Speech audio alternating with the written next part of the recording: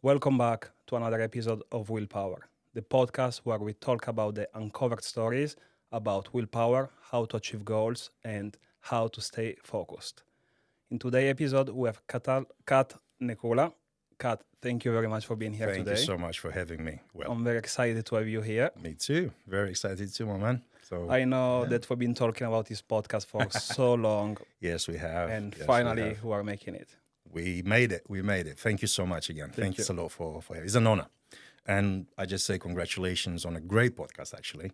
The setup is amazing. So fantastic for what you have achieved, my friend. Fantastic. you. And thank you again for having you. me. So, yeah, here we are. I want to start with a very important question, which is the Sure. name of the podcast. What's willpower to you? Well, yeah, it's a good question. It's funny because you kind of like asked me about it before, and I was thinking actually what would be the best way. But from my perspective, I think it's the ability to adapt. So the way I look at things is this: we wake up in the morning, right, and we don't know what we're going to face throughout the day. So when people talk about willpower, it's like, oh yeah, I have to achieve something regardless of whatever. I have to go through pain. I have to go. Well, to me, it's not that. It's a smarter approach through adaptability. So, you may have a goal, you may have a target, and you want to achieve those things, but actually, you have to deal with unknown, with obstacles every single day. So, the moment you wake up in the morning, the day starts, and the goal is to complete the day. So, for me, the willpower is to be able to go through the day, adapt to whatever is thrown at me throughout that day, finish the day on a positive, and then look forward to the next day and the next day. And it's a learning experience in a way like this, because if you find yourself in a situation when you feel quite uncomfortable, but you find the willpower to adapt, I think you can overcome lots of obstacles in life. So when we kind of think about like, oh, I would like to achieve a certain target, a certain goal, which is a long-term thing, yeah, then you have your daily problems or whatever, obstacles to go through. So that's what happens. You have to deal with those things to achieve the goal. 100%. So to me is a highest form of adaptability. That's the willpower to me.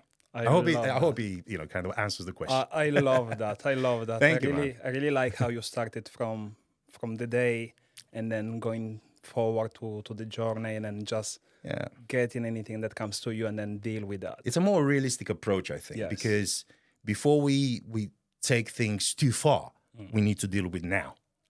So it's now, Yes. right? So we have to deal with the present, and we need to find the right, the right way is always different, right, for every single individuals.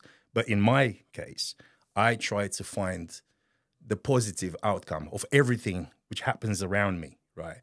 And I try to be able to adapt to overcome any kind of events, any obstacles, any situations may feel uncomfortable. Because like I said, the day is pretty long if you think about it. Yeah. When you think like, oh yeah, you know what, this is it. The day is over. You may schedule things in advance, like you schedule this podcast, but we don't know how the podcast is going to actually run, correct? That's correct. So you prepare yourself to a certain extent, but actually, I have to have the ability for adapting this moment. 100%. Yeah, without forcing it. Yeah. So it has to flow naturally. So for me, this is what it's all about. I love that. I love that. Thank you, man. I also know that you are into martial arts. Yeah. And then how do you think that martial arts can build willpower? I truly believe that martial arts builds character. Wow. I truly believe martial arts build self-discipline. I think if you have the two working well together, the willpower is already there. Because, again, when you train, you not train just your body, you train your mind as well. So the two things, they work hand in hand. You can't have one without the other, right? Yes, that's correct. So it's a fine line, you have to find that balance. And I truly, I mean, in my case, I started martial arts when I was very young. Back home in Romania, I come from a very small city from Romania. Which one? Focșani. It's Focșani. east part of Romania. Okay. And I came here, first time I came in 1998. And then I went back and then came back a year later. And that's it. I've been in the UK since. So in a way, I call this my home. And I'm very grateful to be here. And it's given me the opportunity to actually encounter a lot more and be open to so much more experiences than being back home, back in the days. Now Romania has changed a lot. So, it's a lot of information going through, obviously internet and everything. But here, like I said, I started martial arts then. And I trained throughout my university years. And I came here. And when I felt a bit more comfortable, settling, then I start looking for different, clubs to train and everything. And I've been training in so many martial arts. And in the end, the main experience coming out of everything I've done, because as I'm not going to point fingers, oh, that was good, that was bad, that was whatever, is the discipline. And that built my self-discipline. And I apply the same discipline in everything I do in life. And I think that's what it actually helps with. It builds the character. It builds the self-discipline. And if you apply the same principles in your day-to-day life, whatever you do, whatever you're trying to achieve, if you're like a career person and everything, I think if you are self-disciplined, I think that's the recipe for success. That's the recipe for success. And can you give me a very practical example of like how to build discipline through martial arts? Show up. Show up. That's the first Show thing. up. Good. Because I think it's easy on a bad day, let's just call it a bad day, to feel a bit more like, to feel not lazy necessarily, but lacking that energy and motivation. But I truly believe that if your mind tells you, you kind of like, not necessarily, sometimes yes, it's called forcing yourself to get up and do things, right? That's the willpower. Yeah, it has then what you do is like, hey, you know what? If I go, you're not going to think about, all right, I'm going to go there to build my character and to build my self-discipline. You know what? If I go there, I change something on my day-to-day schedule and it's a new experience for me. So it's an experience. Just showing up, it's an experience on its own. Now, what's going to happen during the training is that you also acquire skills. And at the end of the session, you'll feel like, actually, I gained some experience. Yeah. So now what happened is once you start and every time you feel a little bit of like, low energy and everything, you start thinking about that time when I showed up and I felt good at the end of it. And that can be something for your mind to reset and think like, you know what? This is a good thing for me. It's a positive thing to do. So I'm going to go. I'll bring this into my schedule and my day-to-day, routine. And I think that's how it works. And showing up, like I said, in a dojo, in a club, whatever, I think already, you start shaping that self-discipline. And I think it's going to help you. This is very inspiring. Wow. It is very inspiring. Thank you. I like how you start from, doesn't matter your state of mind. Yeah. Just try. Yeah. And then definitely at the end, you're going to get something good out of it. I think so. Yeah. I truly, this is kind of my way of thinking. I try to be, it's not always easy, a positive person. I truly believe I am. I'm also very pragmatic as well as a person. So, I'm not trying to be positive just for the sake of being positive. I try to sort of like build this positivity in as a real thing, So not just like, oh, let me just try to be positive, but actually I'm not. So I really need to feel it. So you become positive, I think personally, by experiencing different things. And the ones they're very constructive. So I think martial arts is one of them. To me, it's a very constructive sort of like passion. Yeah. So I obviously I will always suggest, and I you know, for all the people you know watching and everything, if they have kids, I encourage them to take them to a martial arts place. I think it's great for kids, for self-discipline, you know, again, building characters and also the focus. Things will change, but in good. Yeah.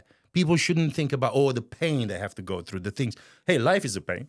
Yeah, it is. Yeah, life it is. Might as well just deal with it, you know? So, like, you know, you start young. And I think, I truly believe it's a good way to learn Yeah, how to deal with some disappointments because, oh, yeah, I haven't achieved that belt. You know, it takes me too long and everything. But patience also it builds patience. And patience is so important in life.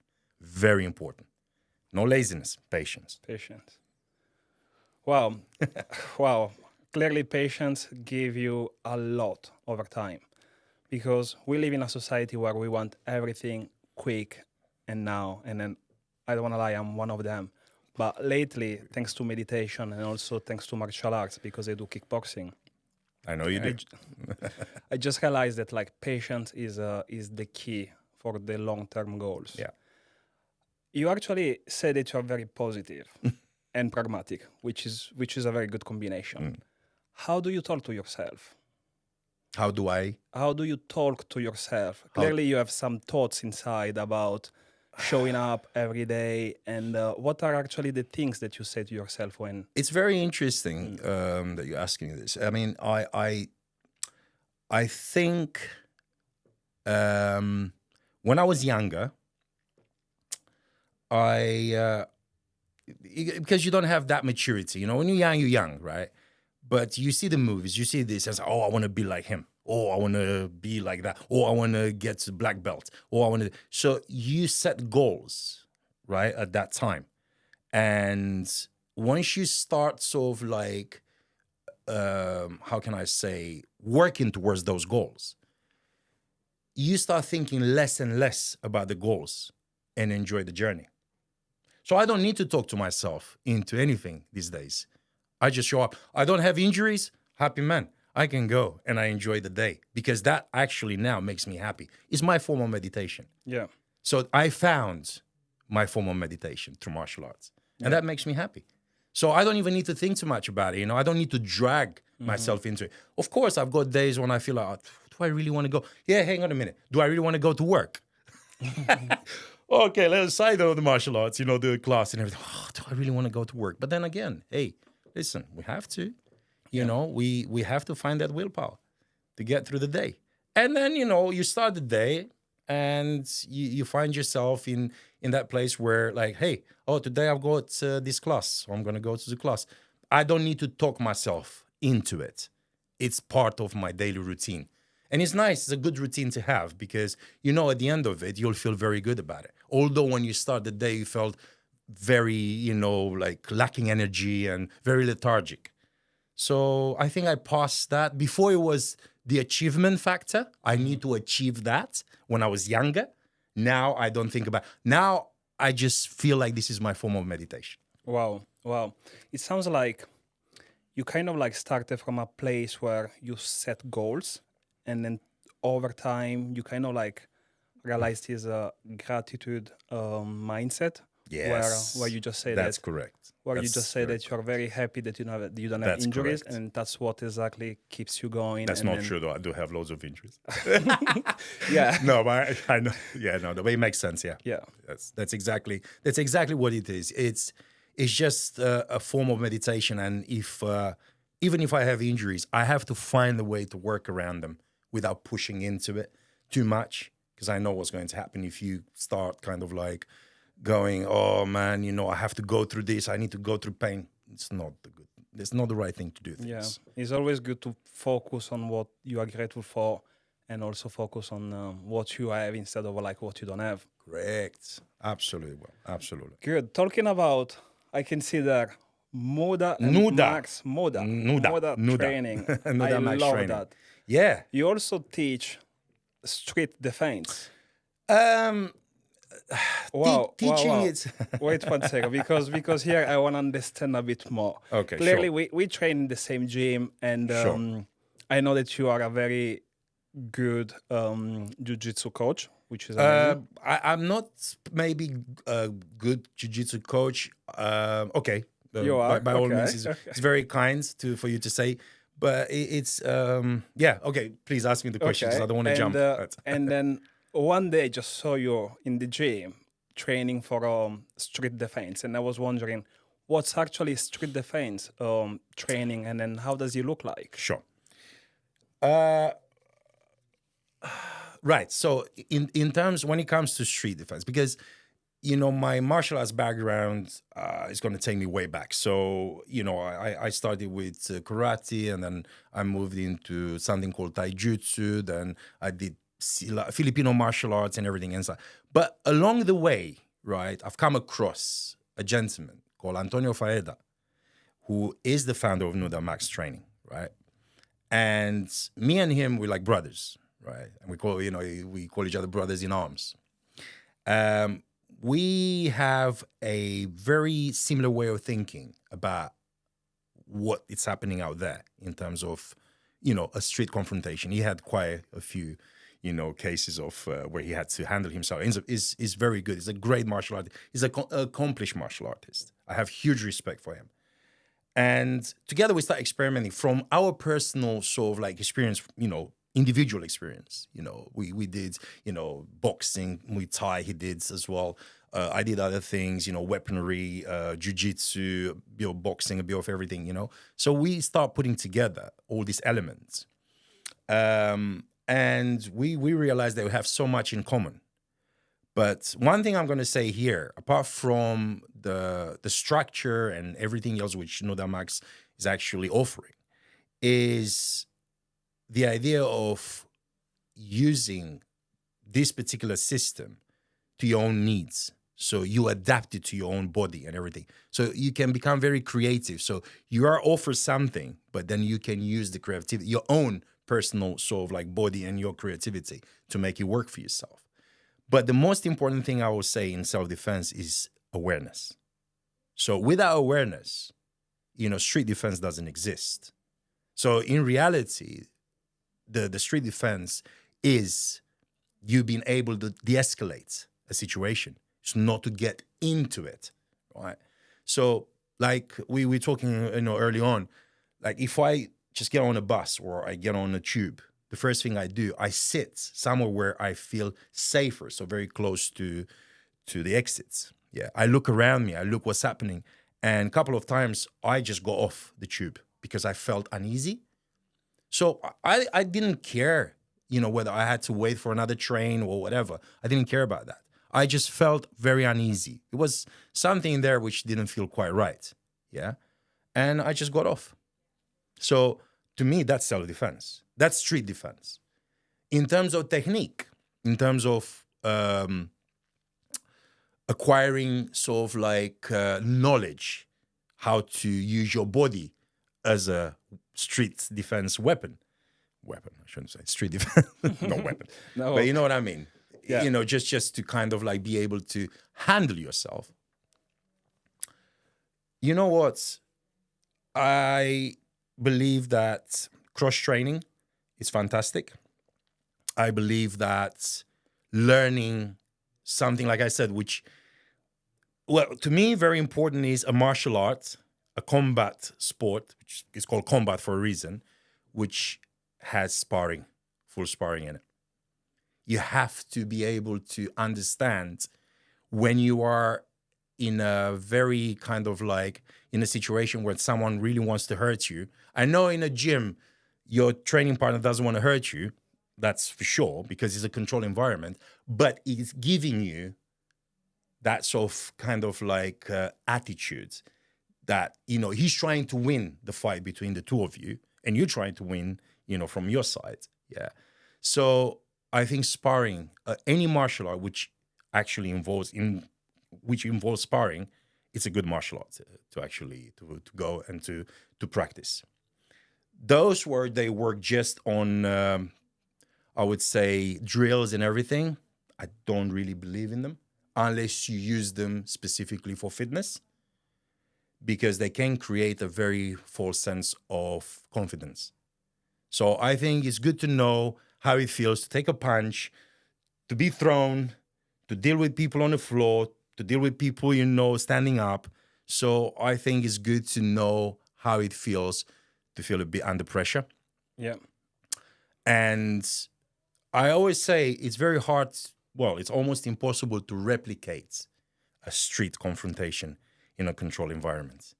The partner you have in front of you is not going to shout. It's not going to kind of like abuse you verbally. It's not going to literally try to get into your brain, right? It's not going to do that, right? Yeah. You'll put the gloves on and you square up and you go for it, yeah? And then you try to use your skills you've accumulated throughout the years of training experience, yeah? To basically, not to beat him up, but to win that particular sparring session, right? So in a street, it's a little bit different. That's why I said to you before, it's more to do with awareness than anything, right? Because when someone starts shouting, someone starts giving you like a love like attitude and everything, you don't know how your body will react. Not even your body, your brain, how will register that. So how you actually deal with it, even though you might call yourself a good fighter and, you just, hit anyone, you're very good at sparring and everything and stuff. But then you don't have that in your gym, right? Because that's your partner, that's your training partner. It doesn't want to hurt you, really. Yeah? So it's quite hard, to kind of build that sort of like mentality. So when I say street defense, I pretty much work on scenarios. And I feel like, right, if I'm in a situation like that, I will respond without thinking too much about what that person, is telling me or is shouting at me. So I'll shut everything off and I will focus on what I have to do to survive, if I can say that. Yeah. You have your partner with you, right? Let's say in a situation and someone really is harassing her and everything. Of course, you're not going to just stay there and say, you'll try to talk your way out of it and, hey, man, just whatever. But then if he carries on, you'll have to do something.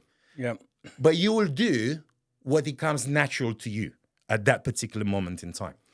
I mean, I can say I found myself once in this situation. And I was already doing kickboxing at the time. Mm-hmm. I thought that I was strong. I could defend myself. Right. But as you said, there is the mental part which we are not trained to deal with. Yeah. And I remember this man was kind of like trying to shout on my mm-hmm. partner at the time. Yeah. And my natural reaction was like defending her. Yes, but of course. How my body felt in that moment mm-hmm. was just something that I never felt before, because I wasn't thinking to let's just go and let's fight, because that's not the first thought. Sure. But clearly, all the ideas, all the thoughts that you have is like, okay, what's gonna happen? What's he gonna do? Yeah. And I want to ask you actually, how do you deal with that? Because clearly, with the nerves. Yeah, because clearly it's all about the person that can stay calm is actually the person that can get the best outcome. Sure, you can control the outcome. Yes. Again, it's a personality thing, though. It's very hard to tell how I'm going to deal with this. I mean, I was in few situations and everything, but not many. Most of them, if it was coming close to that, I de-escalated, verbally, and it was cool. And probably I'm not exactly a small guy, and people don't tend not to kind of go like, because they don't know, hey man, this guy is a big guy, whatever. They normally, what they do, they just take on someone, skinny. Sometimes you never know. Even a skinny guy can know a lot of stuff. Yeah, 100%. But they tend to, because they feel important and they feel big, and they just, they have that threatening attitude, and they just, take on a little guy.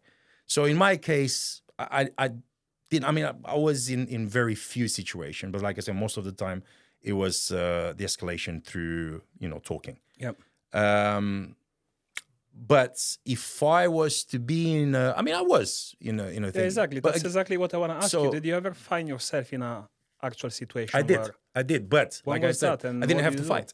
Okay. This is a good thing. I mean, the guy, you'll be surprised what I'm going to say. So it was in St. John's Wood, right? Oh, wow. So I was walking. So you see, now nowhere is safe.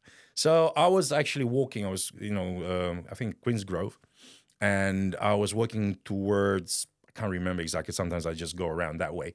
And there was I just looked on the other side of the road, and there were two guys there, and one of them looked at me and said, "What are you looking at?" So they start sort of like having a. It's like, my God, this is a bit, uncalled for. I mean, I just looked, and the guy started walking towards me. I said, "My friend, I wasn't looking at you. I was looking at the building behind you, and it was really nice, beautiful architecture." The guy didn't know it, so he was puzzled. What am I talking about? Architecture, it's like. So immediately said, "Okay, man," and that's what it said. So he was coming towards me. I said, "Look, because what am I going to do? Hey, man, what do you want?" Then you start a very fiery conversation, and you don't know the outcome. So I'm good with that. I can talk, right? Be in a way respectful and try not to aggravate things. So I think talking is quite important. When I was doing the doors, because I did briefly the doors in Greenwich, as a bouncer, as a security guy. Oh, I didn't know that. Long time ago. It was a very interesting experience. But that was in a club. Guy was fueled in cocaine and whatever he was drinking. And he was really causing a lot of issues. I was the nearest to him. And I told him, "Hey, man, whatever." So, he came back. He took a bottle, right? Because at the time they had bottles and everything. And my first instinct, I'm not going to be bottled, man. I elbowed him. He went straight on the floor. He stood up. Because the thing is, although you hit someone hard, when they're high on things, their brain functions differently, So maybe I didn't hit him in a spot to spark him out and just knock him out. So he stood up. But by then, I called in for help. And a couple of other, sort of like colleagues, they came and just literally they took him by the legs and everything and they threw him out. So that was another, but it wasn't a street situation. Yeah. And when I was doing the doors, again, most of the time, people, they were kind of very aggressive, very this and that. And I was just talking my way. I'm just trying to make people understand that I'm just trying to do a job. So I think it's quite important to understand that. So the fact that I can, and I'm not getting like anxious and nervous and everything, and I can still talk, that means I'm still lucid. I can still see what's happening. So I can assess. Because I know the moment someone touches me, certain drills I practice for that. Wow. So I know when I'm being touched, there's no room to come back. There's no room for me to try to sort of like talk to someone who's already kind of put his hands on me when I try to sort of like keep a little bit of a space between me and him. Yeah. And that's basically when you have to act. But then how you act is how you train. So that's why I train for those sort of things, those sort of circumstances, and I drill those in case something like this will happen. So I'll try and verbally, I'll try to de-escalate the situation. But when I know there's no chance, there's no other way, then I will act according to how I train. Yeah. It won't be any difference. And do you think that like in a city like London, where the crime is raising every day, do you think that people should start thinking more about getting a self-defense course? Or I will say to you this, it's not about self-defense course. It's not about that. I think it's about people going and train a martial art, a combat sport, where they learn not how to handle themselves. This is a big, big difference. It's about their own discipline. It's about not building a false confidence. It's about putting the gloves on, learning from a good coach, yeah, and have a bit of sparring at the end with the skills you acquire there, with the tools you have. And when someone is trying to hurt you, you try to also hurt him, but you know what I mean, Yep. In a class environment. Hey, a punch is a punch, a kick is a kick, a throw is a throw, work on the floor is work on the floor. You need to work because you have someone on you. The other guy needs to work to come whatever under. It's all kind of like work you put in. You strengthen your body, you strengthen your mind, and that's what it's all about. It's not about, I'm going to go and do a self-defense course. yeah. I'm sorry. Not for me. It doesn't work for me like that. And I'm going to say one thing, though. I know some people, they're going to hate me for me saying that. But as you know, I don't really care. It's about the knife. It's one of those things where I believe people should not teach self-defense against knife. I'm sorry. I'm going to be very straight about that. Because I think this is where loads of things that go wrong. This is where people build that false confidence. And if they are in a situation, you can get yourself killed. So to me, this is a no-no. And I know the knife crime in London, Probably in the UK, it's huge. It's really, really high. It is. So all you need is awareness. And if you're in a situation when someone pulls a knife on you and he have no idea about how to do anything or whatever, if the guy is asking you for things, just give it. Yeah. People say, "Oh, run." Yeah. What's happening if I have a bad knee and I can't? What am I going to do? I'm going to trip. The guy comes after me and gets frustrated that he couldn't get what he wanted, and then I get stabbed. So you don't have too many choices there, right? So when I hear about, this martial arts teaches this knife defense and everything, it's wrong. You know what you train in a class which says we train, knife defense? No, you train to be stabbed with a blunt, non-pointy weapon, which in worst case scenario is going to give you a bruise. That's not going to be reality with a real knife, and can never replicate a real situation out there with someone with a knife. Believe me, there are cases of like very highly experienced mixed martial arts and everything. They got into fights with people with knives. They didn't even think about it, and they end up being stabbed like crazy. And for what? Hey man, you know what? I always say live to die another day. It's better when you are confronted with someone with a knife, just play it, just very like, hey, yes, no problem, take. Sorry, man, sorry, I just want to, I've got, kids, I've got, just kind of plead for your life. I know it's going to sound bad, like, what, a tough man like you? Yes, my friend, yes, a tough man like me.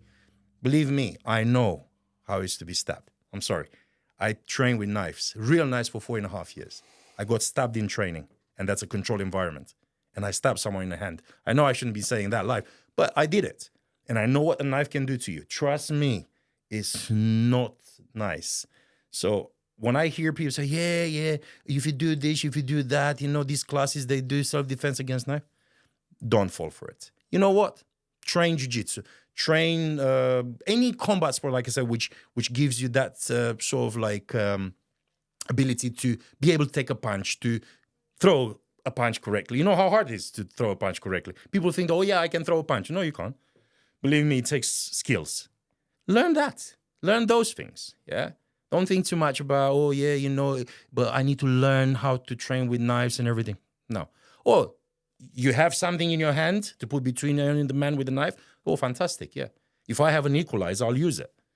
I will never carry a weapon, but if I can grab something and put it between me and the guy with the knife, 100% I'll do it. That's my self-defense against knife. Wow. I really love the way that you share this because it's very genuine.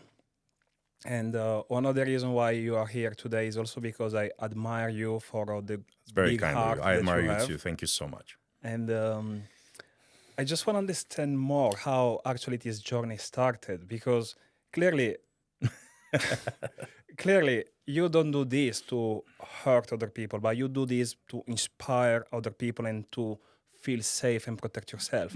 But actually, what's your first thought that brought you to start doing martial arts and clearly Bruce Lee. Bruce Lee.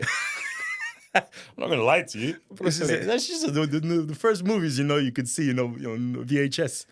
That's how it started, man. And as I mentioned to you before, I was a b-boy. I was a street dancer. Wow. Yeah? And I really liked to the physicality, the movements and everything. And I think if you think about it, right, there's a lot of, I'm not gonna say martial arts, whatever. Yeah, capoeira.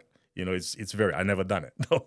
But what I'm saying is, the movements and everything, using the body as a kind of tool, to move and everything. I think the martial arts also, I saw that because I wasn't bullied at school.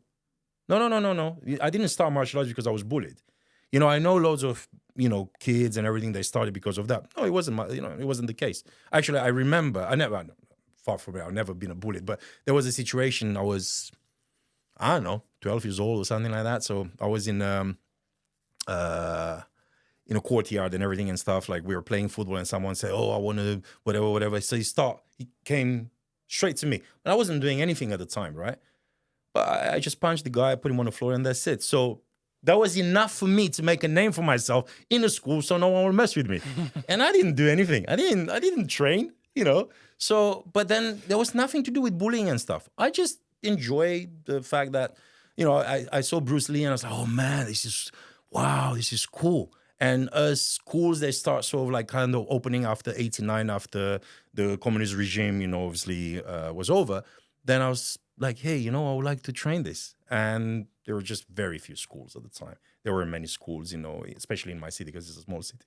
But I started with Shotokan Karate and I just carry on. And, once I get to university, I carry on with that. And like I said, I just love the discipline behind it. Once I start enjoying it, because in my mind, I want to get to black belt level. I want to be a master. Yeah, that's what 13, 14 years old boy, think. But then I started enjoying not necessarily the results of my hard work. It's just, like I said, the discipline behind it. It makes me feel really good about myself. I don't know. I love that. I mean, if I have to summarize all of these, I will say what you're actually saying is be passionate about something. Yes. Put some goal on it. Yes. Enjoy the journey. 100%. And be grateful for what you have. 100%. You just put it perfectly, man. 100%. I love that. It's very simple, but very hard as well. Because people, they expect too much of themselves. And I think the expectation sometimes brings a lot of disappointment. Just set small goals. Just like I said, show up. Show up. And enjoy. Enjoy that moment. Enjoy the journey. Because that's what it's all about in the end, I'm going to say something very to me, it's like this. People sometimes live their lives like they're going to have 20 lives. I think it's important to live the life you have now and enjoy every single bit of it. Just enjoy every moment. I think this is it. It's the journey which counts. Of course you have to set some goals, because as you get older, your energy level is not going to be as high.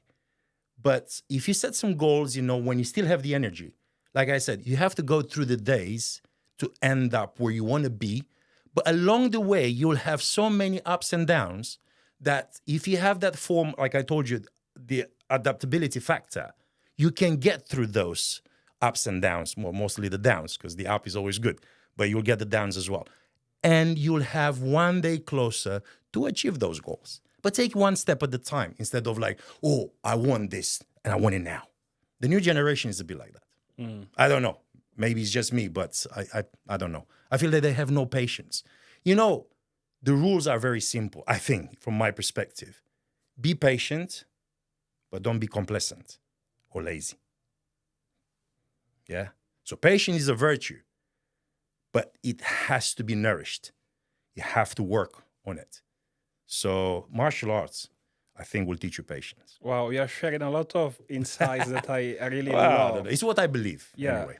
I really they're my thoughts. I really like what you said. People live their life like they have 20 lives. I don't know. I feel like, sometimes when you talk to people and everything, and they want.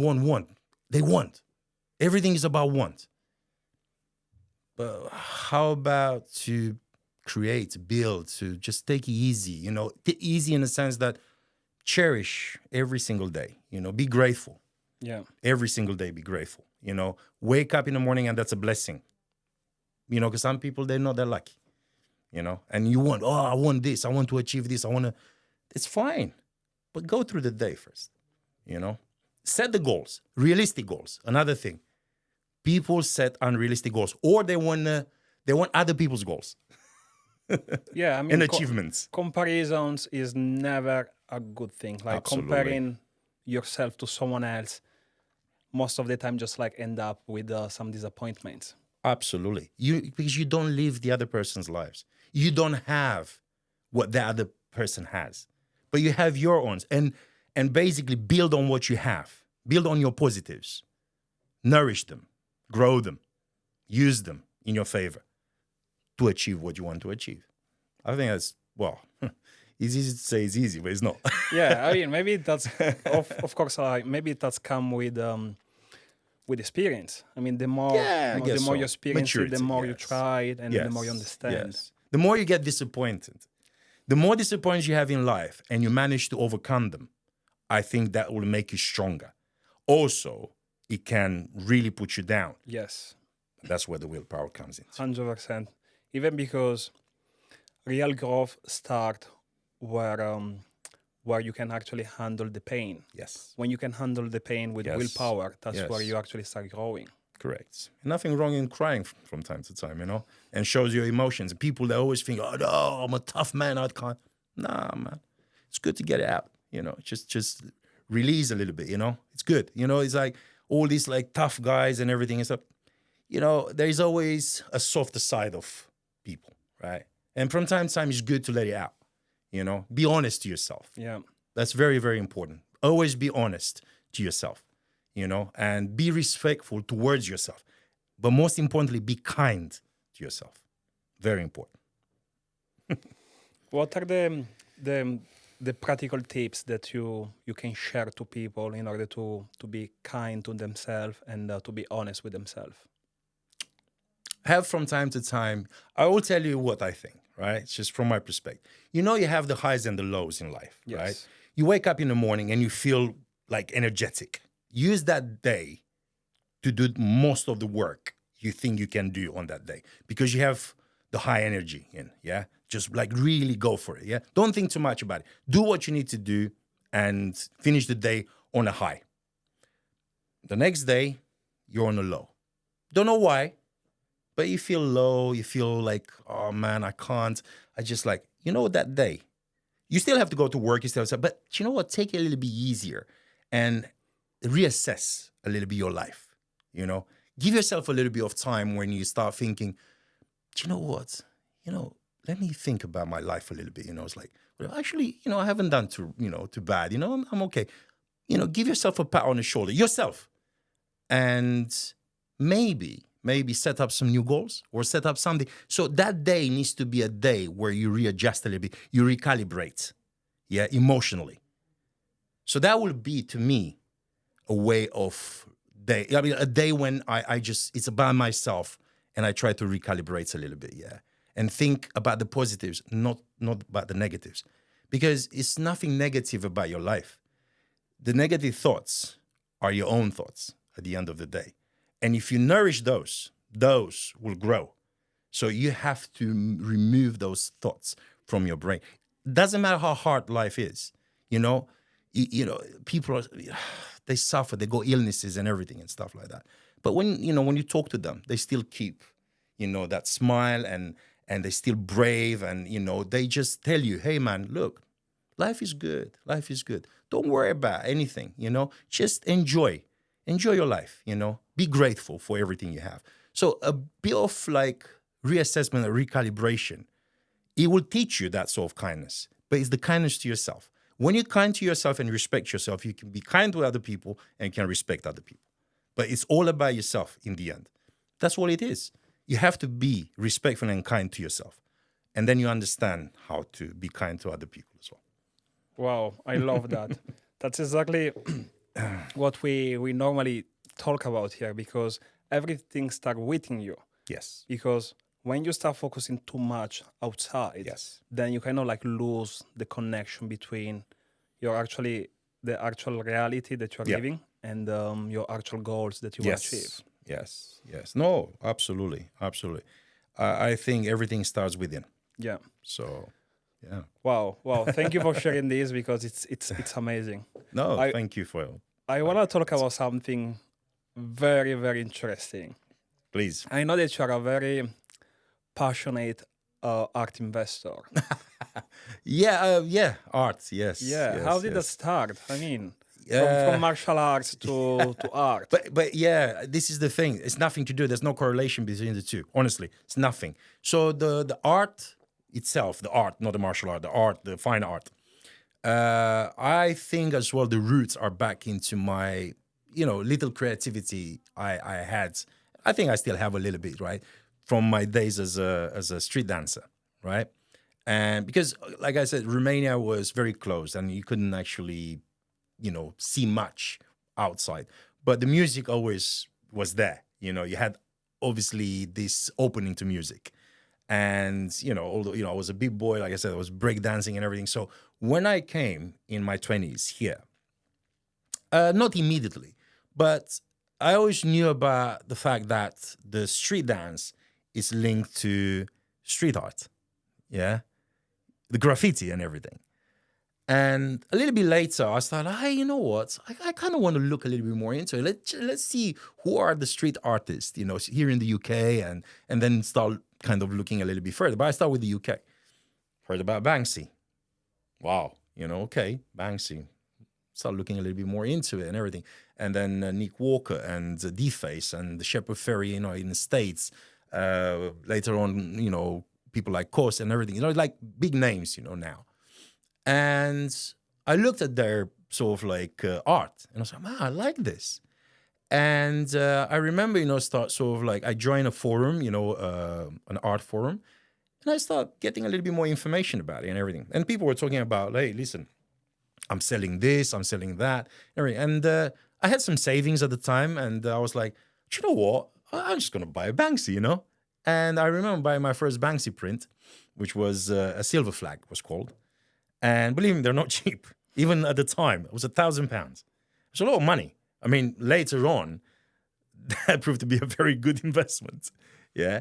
And that's how I started. Black Lorat and just all these names linked to street art, purely.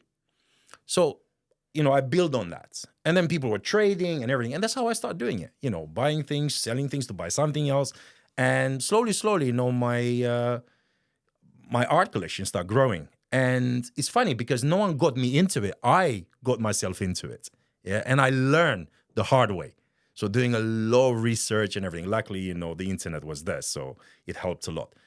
But later on, I start looking a little bit outside. And I start looking more like young contemporary artists, students mainly.